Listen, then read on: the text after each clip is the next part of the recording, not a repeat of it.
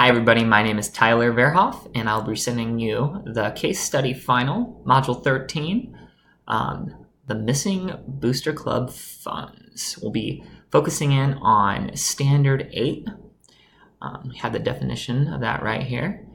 And just a brief description, the funds went missing from a middle school booster club, and this department was being run by PTA volunteers, and funds were missing, and tickets were also missing. And we're looking here at Category 1, Problem Identification and Analysis. So let's look at the information that we know.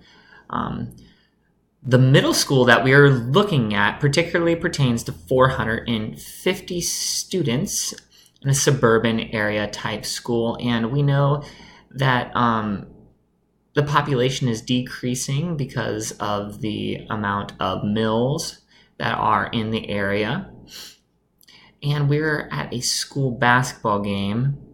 And just before this student basketball game goes on,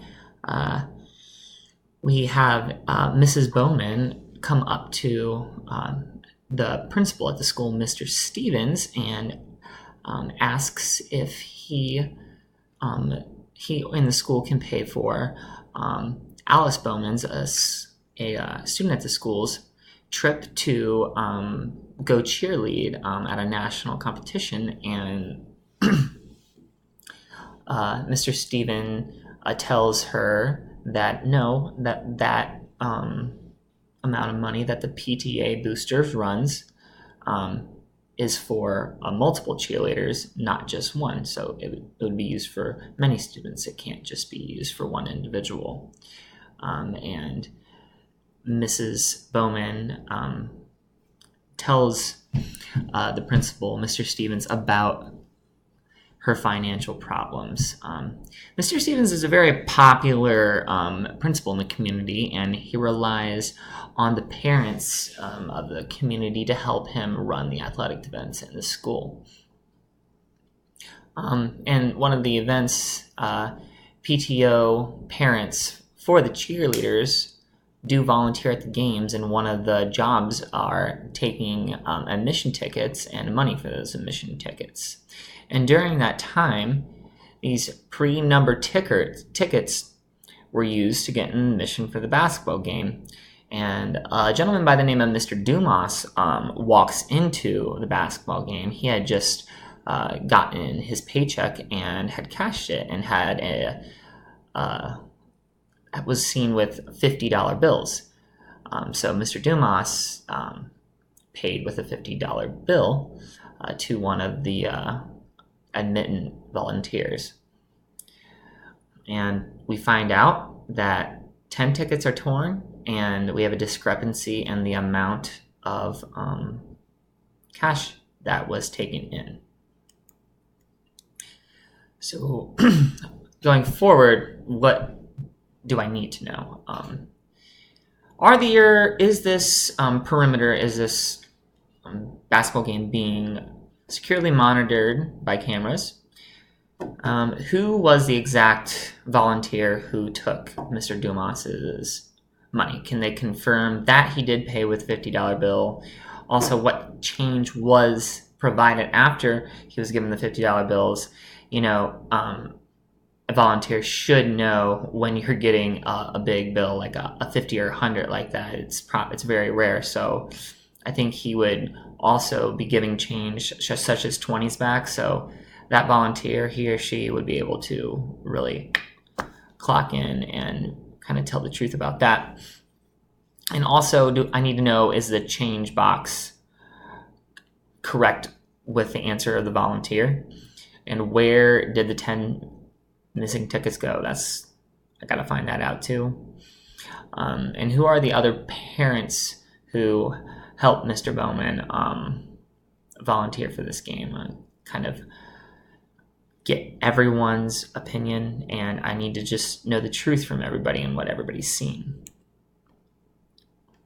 All right, and going into problem identification, $50 from the school is missing.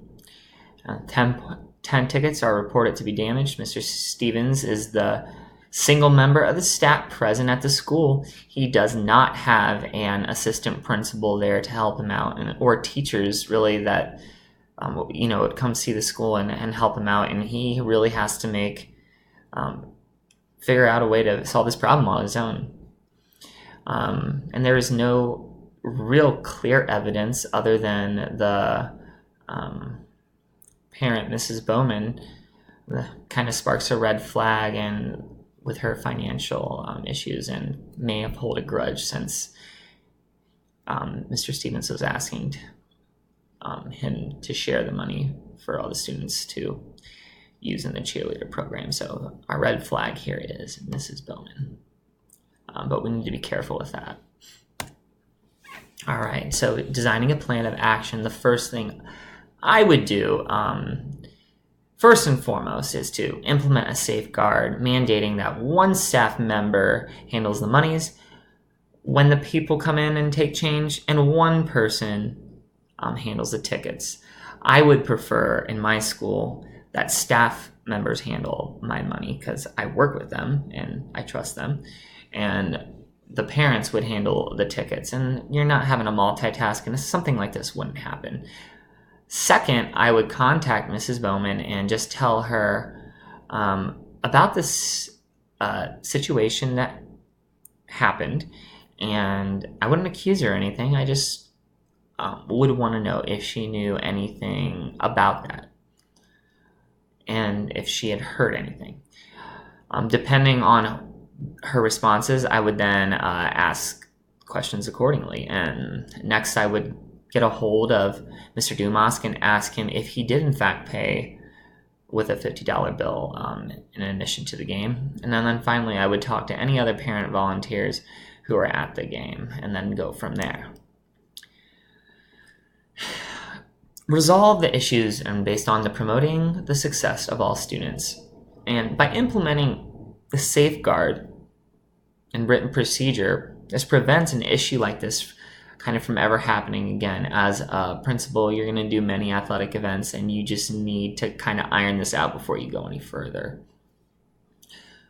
Having these two people accountable at the stations, we're not going to have too many problems. People hold each other accountable, and it's just going to work really well. And following that, I would like to host like a training session on how to properly execute the procedures that I want done exactly how they do, and then have ask for donations for free food, snacks, and do some type of other fun activities as well to improve the community and to improve my relationships as a principal and have the community support these academic affairs.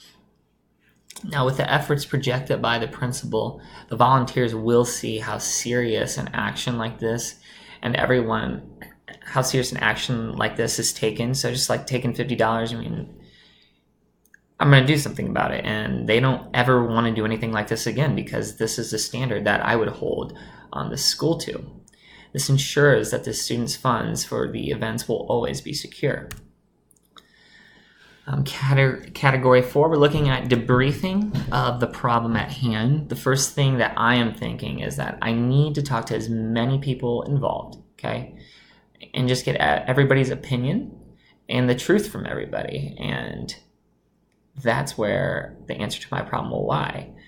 And I feel that there was a lot of carelessness of the staff and volunteers, and it warns me to ensure that I keep those safeguards in place. Additionally, I feel that a community and trading collaboration should follow this for community relations, and I really value that students are they're fine, they're supported, they're doing great, they're achieving, they're succeeding.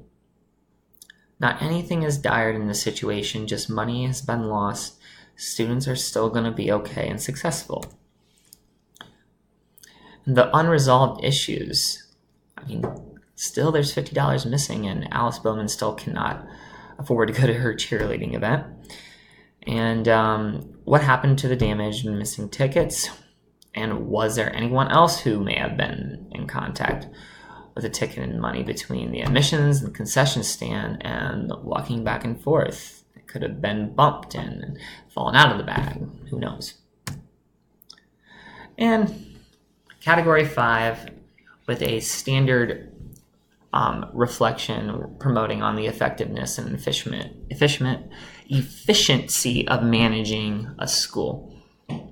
And we're looking at component 1, how do I, as the school leader, promote effective and efficient management of the school district? Administrator was in attendance at the event and watching and supporting the students.